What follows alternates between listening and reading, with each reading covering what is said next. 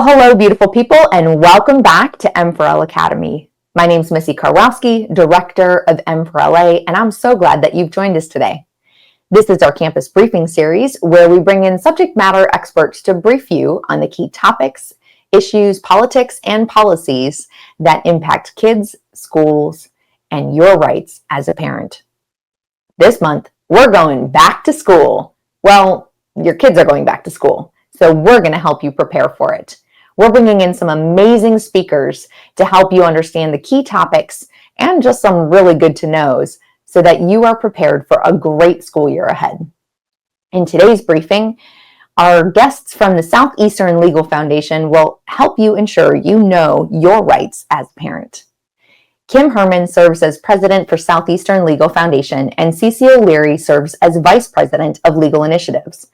Southeastern Legal Foundation advances liberty through litigation in federal and state trial and appellate courts, working to reclaim civil liberties, protect free speech, secure property rights, and restore constitutional balance. Through SLF's legal initiatives, Kim and Cece inform Americans about their constitutional rights, equipping them with the tools they need to stand up to government overreach. With that, let's get started. Welcome back to class. Well, hello, ladies. Hi. Hey, good to be here. So good to have you back on the show. Well, I mean, you've done a lot already with Moms for Liberty. I think this is actually the first time that I've had you on M4L Academy. I think so, yeah. Just so everyone knows, this topic is going to be big. We're talking about some really important things, in particular about knowing your rights. This, I think that what really triggered this for us as something that we wanted to ensure our parents were prepared for in the new school year is with some of the big court cases we've had over the summer. It feels like it's just been one thing after another. So I don't want to dive too much into it. I want to start out and let you really talk about what are the, we're going to talk about the red flags that we should know and how to spot them as our kids are going back to school. So who do you want me to hand this over to be able to introduce what we need to know is knowing your rights? Yeah, I can start out with one of the first big red flags, and that is Title IX policies, right? And so, we are proud to represent Moms for Liberty national organization in the big lawsuit that stopped Biden's Title IX rewrite. This was last year. And now what we need to really focus on as parents is what's happening at the states. And so quickly, let me give you a recap for those of you who don't know what Biden's Title IX rewrite is. Maybe you're new to Moms for Liberty. Maybe you're new to being a parent advocate. Back in 2024, the Biden Department of Education issued a new rule interpreting Title IX. Title IX is a federal law that has been around since 1972 that ensures that everyone, boys and girls, are supposed to be provided an equal opportunity to education. So this is where we get girls' sports, boys' sports. We have master's degrees that now have to be available to all students, right? That sounds crazy saying that in 2025. But back in 1972, women were not even able to take certain majors, take certain classes, be eligible to even apply to certain master's degrees, right? It was a very different world in 1972. And so as Title IX has been interpreted, it has always meant that when the federal government says that our schools can't discriminate on the basis of sex, that sex means biological sex. So boys and girls, women and men. The Biden administration came in and they redefined the term sex to now mean gender identity. And gender identity didn't even have a definition. It meant anything that anyone was feeling on any given day. So if a boy decides that today he's feeling like a girl, then the school had to allow him to go into the girls' locker room to play into girls' sports. You name it, you watch the news, you know what's going on. And so we filed a lawsuit on behalf of Moms for Liberty and Young America's Foundation, and we were able to halt that change in its tracks back last year that was in July of 2024 that we got that ruling. Since then, courts in other cases have actually what's called vacated the rule. It is as if that Biden Title IX change never existed. But we have 24 states in this country who wanted that change, right? We have parents in California, we have kids in New York, Michigan, Minnesota, you name it, Colorado. And they are all affected by these same changes at a state level. And so, a first big red flag is for parents that are in blue states, especially, to be looking for those state laws, to be watching what your state legislature is doing. Watch what your state Department of Education is doing, because they have undoubtedly changed the definition of sex to mean gender identity. And even in our red states, a lot of schools change their policies to comply with that. And so whether you're in college, a lot of colleges did, and a lot of K through 12 schools did too. And so really be aware of what your school's doing from a gender identity perspective. So that's really interesting, because I feel like sometimes, at least to me, and maybe it's just being out as the layman and not deeply involved in the legal side of it, but it seems like when there's these rulings that happen, aren't schools supposed to be following them?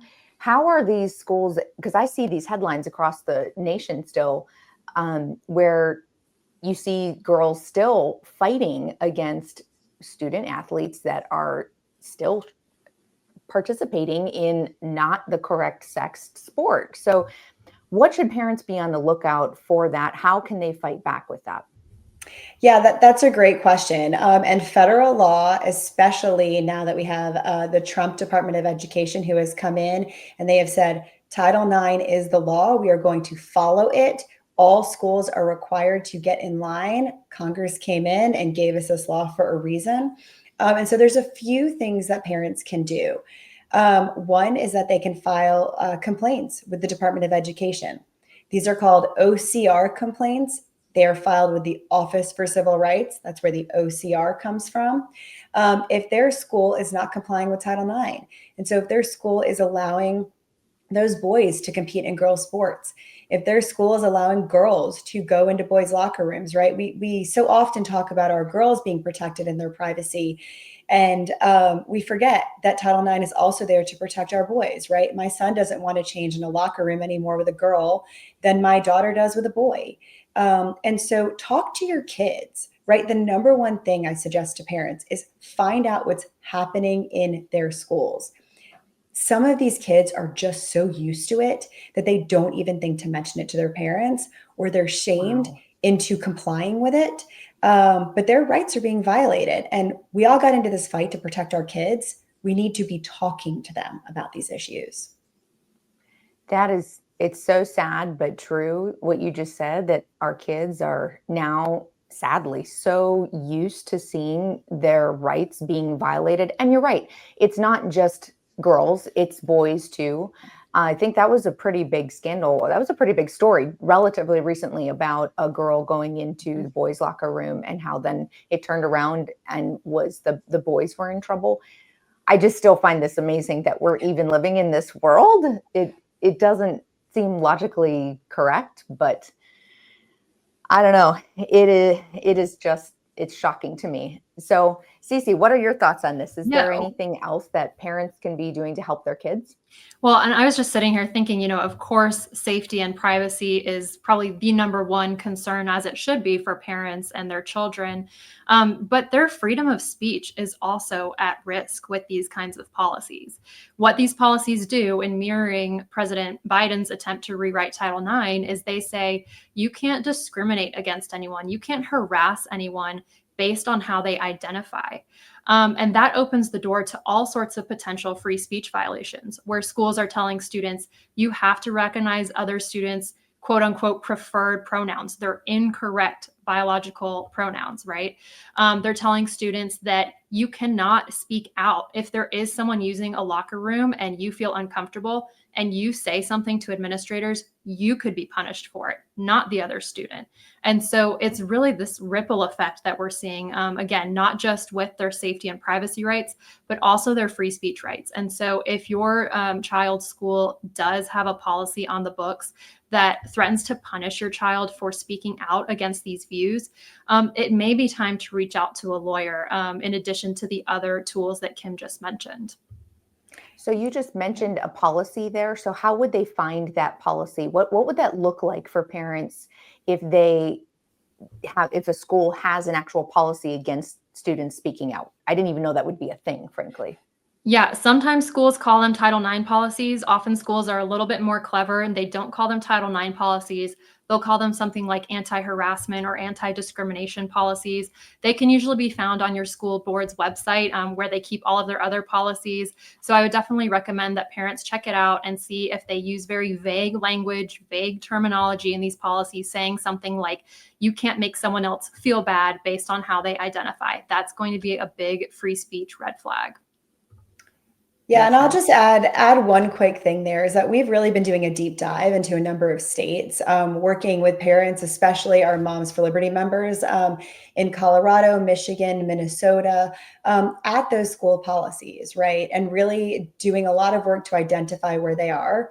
And so that is something that if you are in one of those states and you don't know how to find those policies, you're always welcome to reach out to us, and we can help you.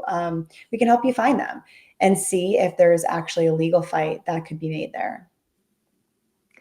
That's awesome. I know that was one of when we were talking about Title IX back in the beginning of June, I think it was. That's one of the biggest things that we are asking our members in general, our members and listeners, that now we need to actually be willing. We need people willing to stand up and fight back, right? And actually pursue lawsuits. Is that what you had said? Yeah, absolutely. Right. I mean, we're at the point now where our federal government is doing everything they can by investigating these OCR complaints, by using the full force and effect of Title IX and just every tool at their disposal.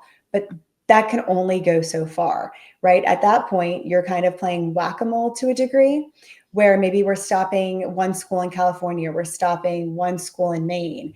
But the only way that we're really going to stop this forever is through lawsuits. We need to set really strong precedent that these types of policies violate our students and our kids' First Amendment rights. And so that's something that we've been spending a lot of time working on. And again, hand in hand with the parents. I'm a Moms for Liberty member myself. And so, we just roll up our sleeves and want to help you guys find where those policies are and say, is this something you should sue over, or is there another avenue, right? Is there another way that you can work through your advocacy tools to fix this in your local school district or at your state level? Oh, that's actually a really interesting point. Could you take a minute and explain what are some of the other avenues that maybe a parent might take? Because I could see some people maybe being afraid at this idea that, oh no, I have to go do a lawsuit and I don't want to do that. So what are some other options that how they can fight back? Yeah, I mean, one of the things is and if you're in a state that has rejected radical gender ideology and that is following Title IX, bring it to the attention of your state attorney general or your state Department of Education, because many times they don't know what every single school district is doing. They don't know what's happening in every single school building, and so if you simply bring it to their attention, they may have the legal authority to actually stop that from happening in your school. I will say in our states like Colorado, Michigan, Pennsylvania, New York, Maryland, like I could list them all off, right? That is really where we are going to need to see legal action. And the only way that we can bring those lawsuits is by having parents brave enough, like, Debbie and Marianne and Rebecca and Trisha, who stood up in the lawsuit that we filed against the Biden administration, to actually go forth and put their name on a lawsuit to fight. Otherwise, you're going to be stuck with these policies. I agree. I think if anything, hopefully people know we are not afraid to stand up and fight. Most of us, that's good. And sometimes we're just starting to learn, realize just how important it is to stand up and fight for exactly those reasons, because otherwise we're stuck with it. And the other side's very willing to fight. Related, but perhaps on a slightly different note, to lawsuits about Title IX is the recent Supreme Court case on the LGBTQ curriculum. It feels to me as if it's related. I could be totally wrong and it's not related at all. It just, the topic kind of seems related. But that's another red flag we have, is this woke curriculum that is absolutely embedded in our schools. So talk to me a little bit about the case that just happened. What did we actually win in this case? And how does that empower parents for the next school year coming up? Yeah, I think this is absolutely related to the previous red flag we just talked about. Wokeness is very much alive and well in public schools, whether we're talking about the gender ideology issue or race issues. Unconstitutional racial discrimination is still happening everywhere. There are students being grouped by skin color into different affinity groups.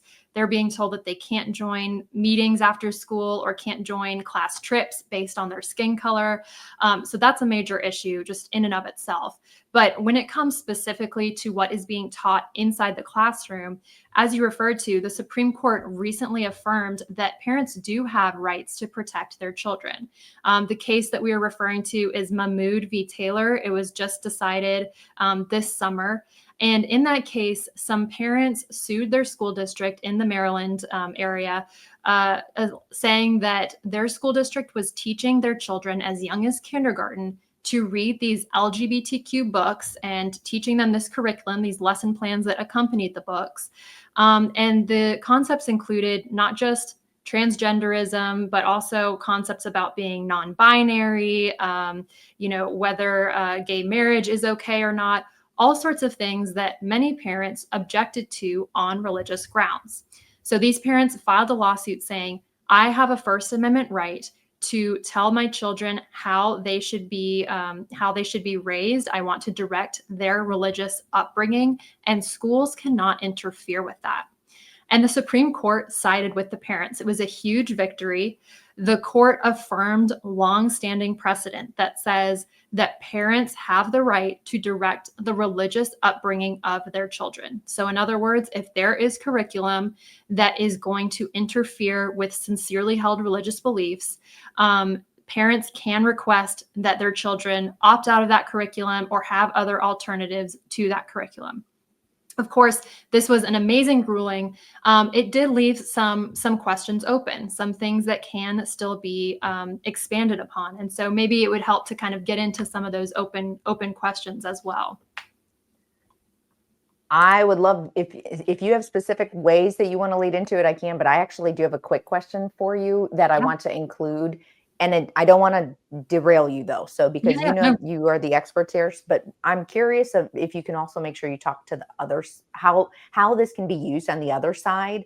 Because I had someone send me an article showing people trying to opt out of curriculum. I think it was civics curriculum that was teaching that Trump was a president because it was, against their beliefs and all that. Yeah. So how is it being maybe manipulated, or this concept of opting out, can it be manipulated probably by either side?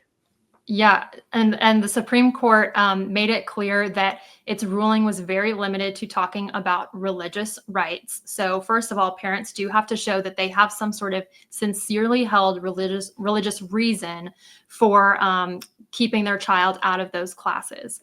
So the question becomes, what about parents who aren't religious? What about parents who object to lessons because they just don't like what's being taught, or they think it's silly, or they think it's harmful?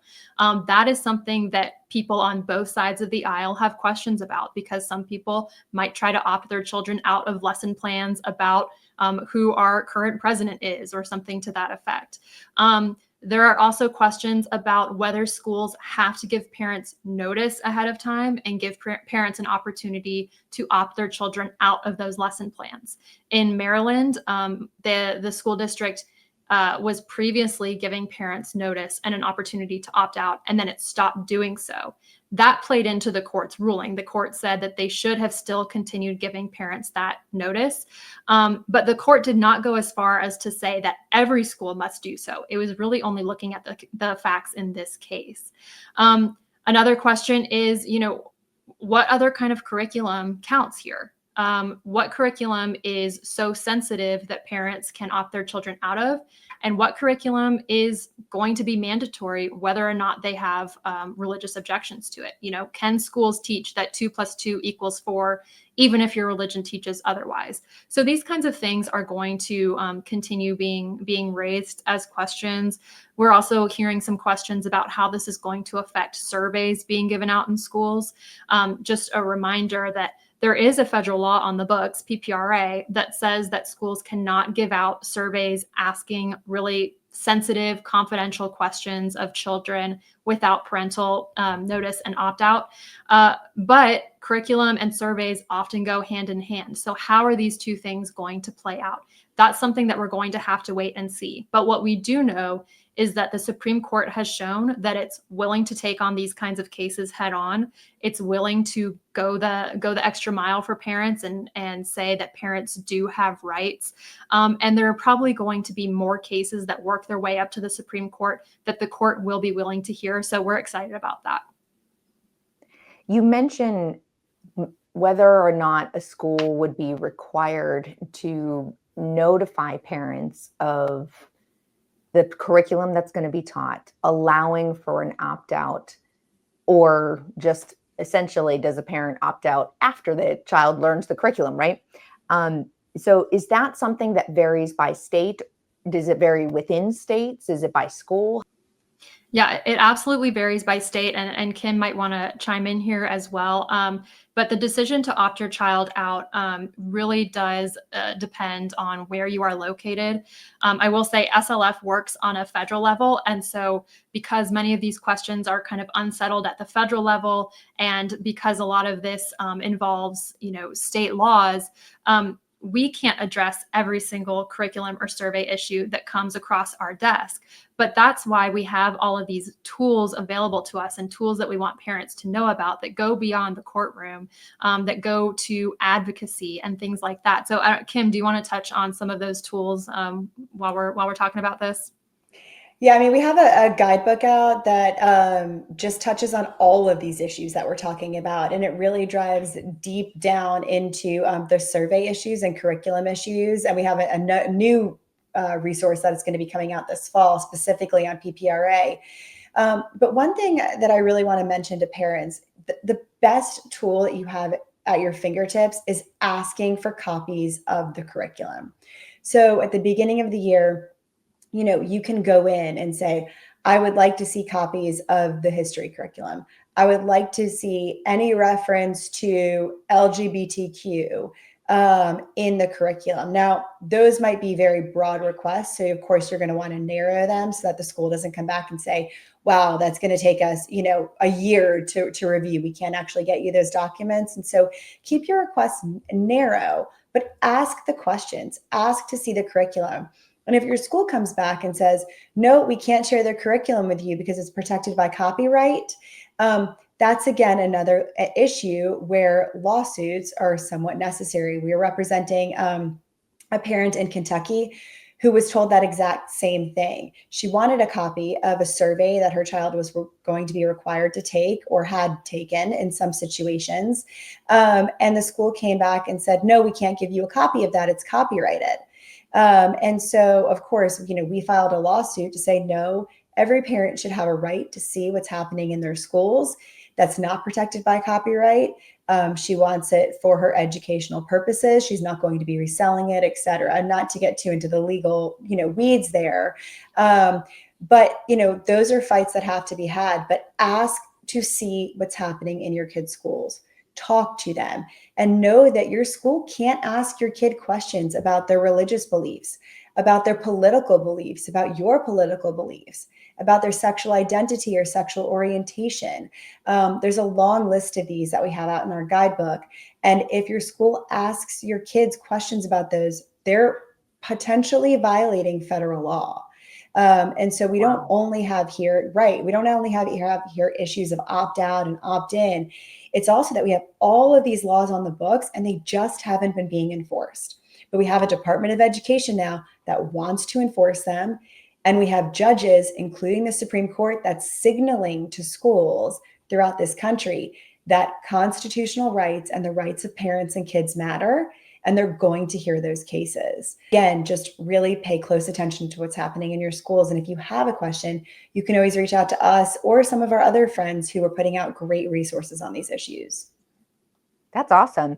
I love that you brought this up, by the way, the importance of asking for copies.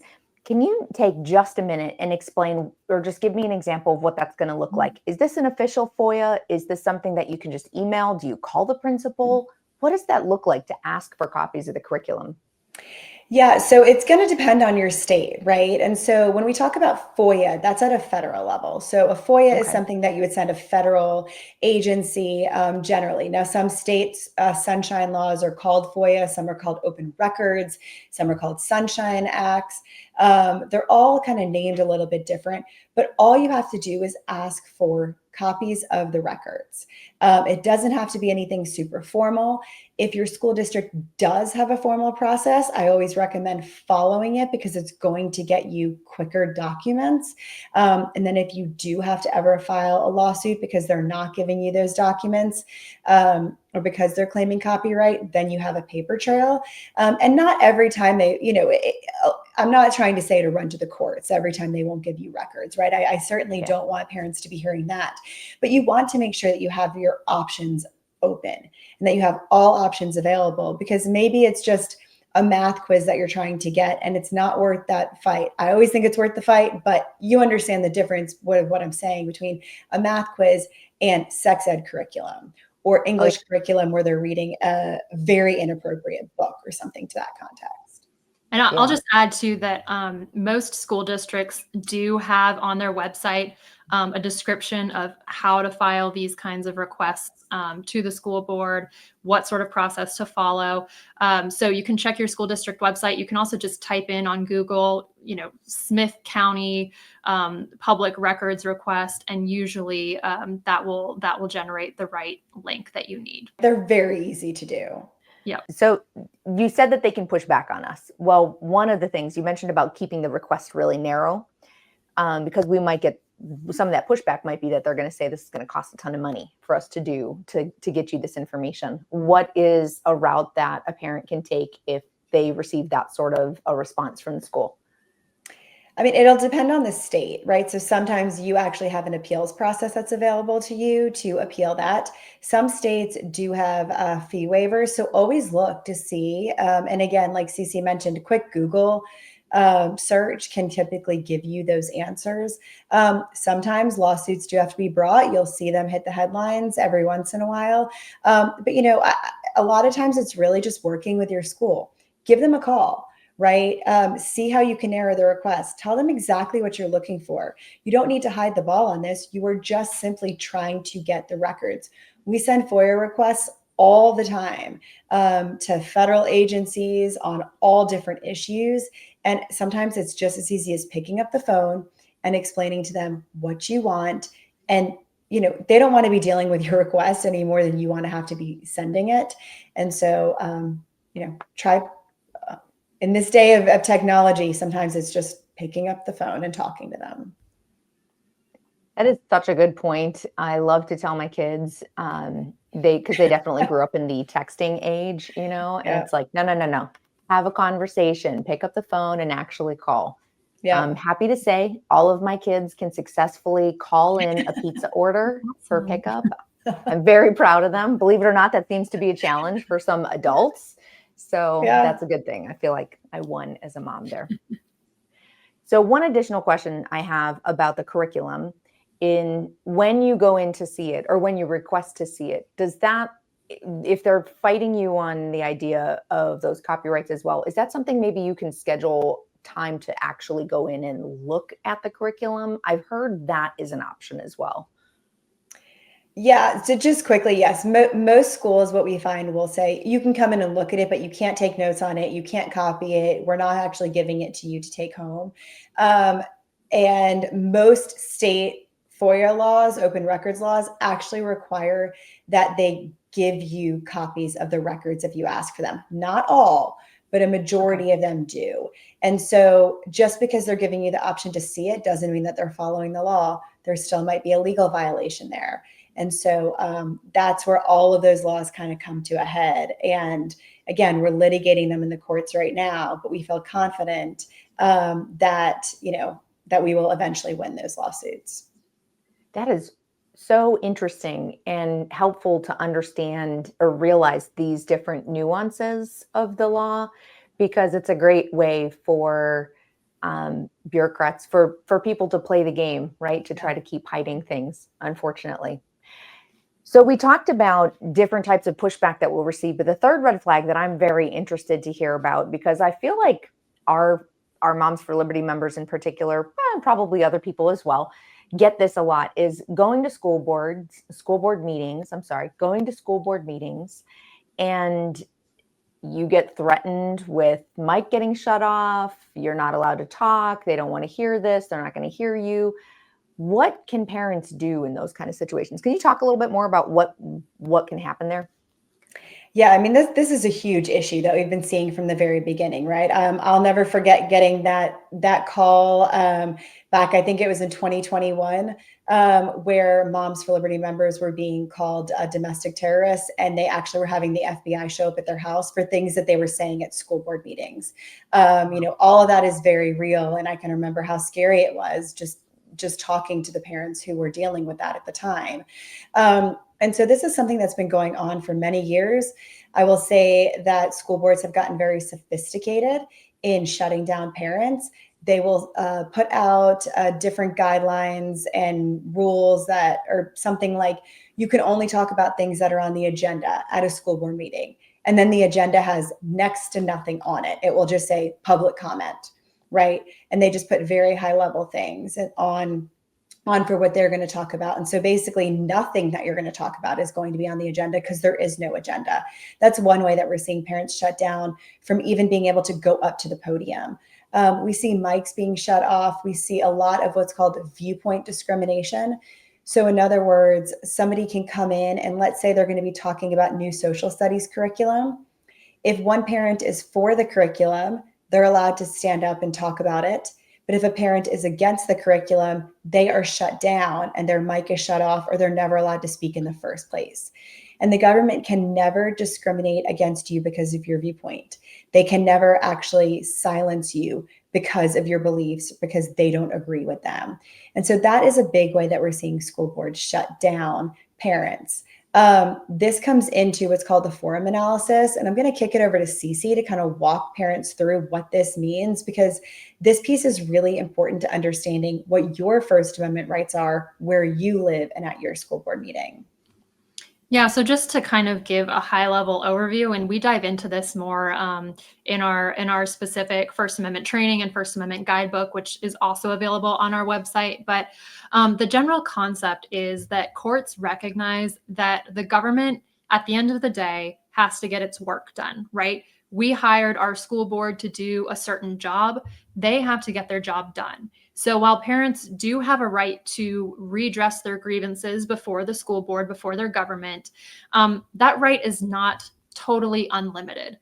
And so courts have kind of carved out what's called the forum test, where basically they say that for the most part, it kind of depends on what state you're in, but most states say that school board meetings are limited forums where they can open the floor up to public comment, but they can kind of control what it is that people are saying, how long they can speak, whether they have to stick to an agenda item or not. Sometimes school boards are allowed to put those limits in place.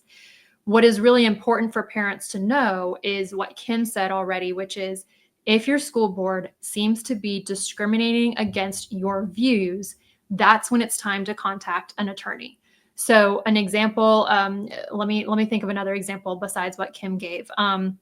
If you, going back to the surveys example, you say your school board has a rule in place that says you have to stick to agenda items. The only thing on the agenda for the day is we're going to talk about school bus funding. Well, you know that a survey is coming up. So you want to talk to your school board about that survey and you want to find out some more information about the contents of the survey. If you go up there and try to speak and they shut you down, they might be allowed to do that because they might be allowed to say, no, that's not part of the agenda. You can't talk about this. But if another parent after you stands up and says, I want to talk about making school lunches healthier, and that's not on the agenda either, but the school board lets that parent talk for the full 3 minutes or however long they can speak, that's going to be evidence of viewpoint discrimination. So it might be on something that's the same topic. It might be on 2 different topics, but it all comes back to how the school board is allowing you to get your message across, whether they're letting you get your message across. So hopefully that kind of helps parents have a litmus test as they're going back to school. Again, I would refer them to our guidebook for some more information on the forums, and they can always reach out to us if they have specific questions about their school board meetings. That is such a good point about don't get caught up in the weeds of just this one specific topic, but look for the trends in treatment. Yeah. And because that sets a precedent that can be used in your situation. Is there anything, and this is probably a really state by state issue, I fully understand that, but I'm going to ask this question anyway, is if you are sitting in a school board meeting and you see that happen where you got shut down, you weren't allowed to talk, but then someone else gets up and they are allowed to talk about a non-agenda item. Is there anything that you could do in the meeting there, or is it pretty much like you have to pursue action later? Yeah, I mean, there's nothing really legally that you can necessarily do in the meeting there. We obviously never recommend, and I know you guys don't either, going up to individual school board meetings, having any confrontations, anything like that, because that's only going to hurt a potential legal case that you may have down the road. Documentation is key. And we've been able to help quite a few parents with these issues by simply just sending letters to the school board and letting them know that you're aware of the law and that you're aware of your rights. And so sometimes it's as simple as sending them a letter and saying, I was shut down for speaking. It violated my First Amendment rights. I mean, you'd put more in the letter, obviously. And that's something that we have helped parents craft before and represented parents. And we've been really successful in getting parents to be able to speak at their school board meeting. Because, I always also remind parents, what is your ultimate goal here?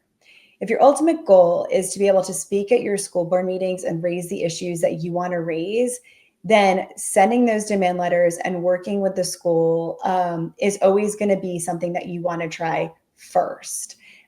Turning to Twitter, that can always be a great tool also, social media.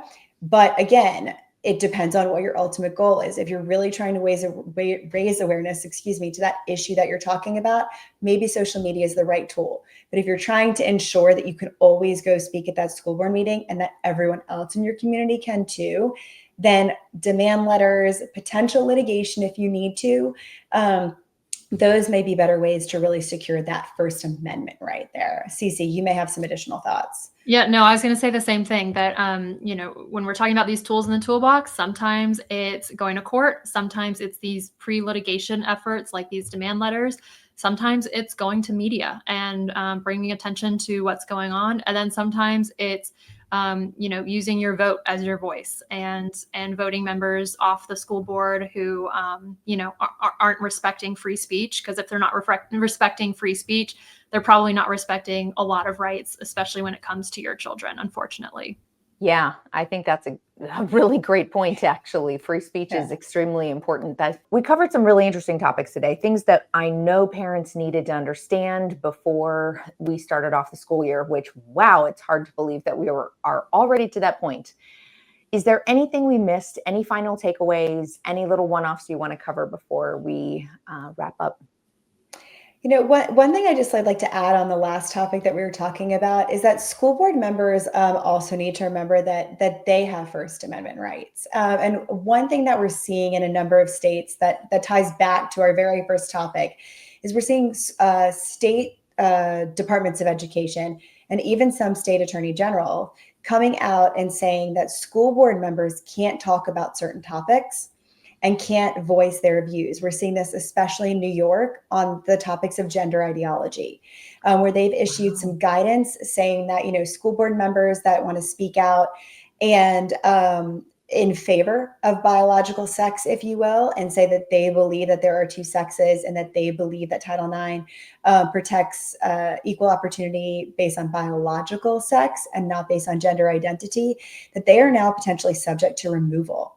Should they voice their beliefs in that, or even allow a parent to speak at a meeting, voicing their belief in biological sex, or saying that boys shouldn't be competing against girls or using their locker rooms. And so this violation, this attack on our First Amendment rights is getting deeper and deeper and deeper. And so school board members need to also be aware of this.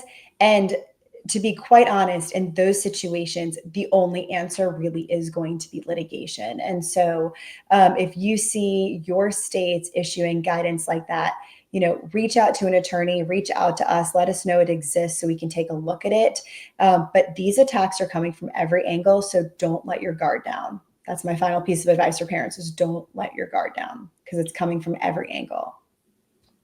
I'll just add one practical thing as well. We welcome parents to reach out directly to us. We already mentioned that we have resources online, so you can check those resources out, get in touch with us. But I also want to add for Moms for Liberty members that Moms for Liberty does have its own legal intake form that we are not affiliated with, but we have heard that it has been hugely helpful for members. Moms for Liberty can kind of sift through a lot of the issues a lot quicker than we can. So if you do run into situations where you have legal questions, legal concerns, you can always take it to us or take it to the legal intake form. And between our two organizations, we'll help you find a solution. Yeah. Thank you for highlighting that. You are correct that legal intake form is very helpful. And there are so many times that we do pop over into your world, or that whatever the issue is might pop over into your world, which we greatly appreciate. We always love working with you. Tell everyone where they can find you, where they can follow you on social media so they can stay up to date with all of the very, very informative things that you are putting out there. Yeah, they can find our website at slfliberty.org. And our social handle is at SLF_Liberty. And so they can find our accounts there. Cece can mention our Instagram, since I am not the one who can manage our social media. That is all Cece. Yeah. No, we're on Instagram, same handle, SLF_Liberty, or you can type in Southeastern Legal Foundation and it'll pop up. We're also trying to get on YouTube slowly but surely, so you can check out our YouTube channel as well. Well, thank you again for joining us today, and I am sure we will be seeing more of you in the future. Thanks for having us. Thank you. Wow, that was a really encouraging and empowering conversation. And it really just reminds me of how blessed we are in America with so many rights that people in other countries really don't have, which of course is why it's so important to stand up and fight back to protect your rights when they're being infringed. Of course, in order to do that, you have to know what your rights are. As a reminder, today we unpacked how federal and state policies are quietly reshaping your child's school experience, and how your voice as a parent isn't just powerful, it's protected. From fighting back against unconstitutional Title IX changes to demanding transparency in curriculum and standing firm at school board meetings, hopefully you feel that you now have the tools to act. So don't wait for permission. Ask the hard questions, file the complaints, and if necessary, be willing to take legal action. Because when parents know our rights, we don't just protect our kids, we can change the system, which means our kids win. This has been the third installment of our campus briefings for our Back to School series, where we've been covering the important topics you need to know to prepare for a great school year ahead. If you've missed any of our previous campus briefings, don't worry. You can find them all on our website at M4Lacademy.org and on the Moms for Liberty YouTube channel. So far, we've covered curriculum red flags and some very important school safety topics that you do not want to miss. I highly encourage you going to check it out. Tomorrow, tune in for the special edition of Know Your Rights at 7 p.m. as we talk with Marsha McClary and Samantha Lippert, two incredible joyful warriors out there on the front lines fighting to protect our kids. So in our back to school series, we have highlighted several topics that are really important to understand. But in the fall, we'll be diving deeper into some incredible topics that you do not want to miss. Starting in September, we have MAHA at schools. So that looks like school lunches and school vaccination requirements and knowing your rights and some options that you have to consider for healthier choices. Then we'll move on in October to EdTech, data collection, and AI. And this is going to be a really eye-opening topic, I think, for a lot of people to understand just how dangerous the school devices are that most kids have. If they don't already have, they will be getting, I'm sure. Then we're going to move on in November to social media and gaming and how that's impacting our children's mental health. Again, I feel like everyone knows the dangers of social media, but once you start really peeling back the layers of that onion, I don't know if you know just how dangerous they are. We're going to wrap up the year looking at some how obscenity content has managed to land in schools through some loopholes that are pretty disturbing. So we have an incredible lineup of topics. Again, you're not going to want to miss it. Check it out at M4Lacademy.org. Now, if these topics are the ones that light your fire, then, well, head over to momsforliberty.org to sign up as a national member. Hey, it's free. You can also join your local chapter or start a chapter in your area. Remember, you're not in this fight alone. We're here to help you.